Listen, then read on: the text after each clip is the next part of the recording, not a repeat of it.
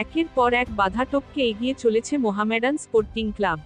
Bangladesh premier লিগে তুলে নিয়েছে টানা অষ্টম জয়। আজ মোহামেডান 1-0 গোলে হারিয়েছে ব্রাদার্স ইউনিয়নকে। মুন্সিগঞ্জের ফ্লাইট লেফটেন্যান্ট বীরশ্রেষ্ঠ মতিউর রহমান স্টেডিয়ামে ম্যাচের 12 মিনিটে হয়েছে একমাত্র গোলটি। জুয়েলের বুদ্ধিদীপ্ত পাস থেকে বল পান এমানুয়েল সান্ডে। নাইজেরিয়ার স্ট্রাইকার বাকি কাজটা সেরেছেন কোনাকুনি শটে। ব্রাদার্সের অভিজ্ঞ গোলকিপার আশরাফুল ইসলাম পারলেন না গোলের রাস্তা বন্ধ করতে। বাকি সময়টা চেষ্টা করেও গোল ব্যবধান আর বাড়াতে পারেনি মোহামেডান। শেষ দিকে ব্রাদার্স ম্যাচে ফেরার সুযোগ পেয়েছে, কিন্তু দিনটা তাদের ছিল না।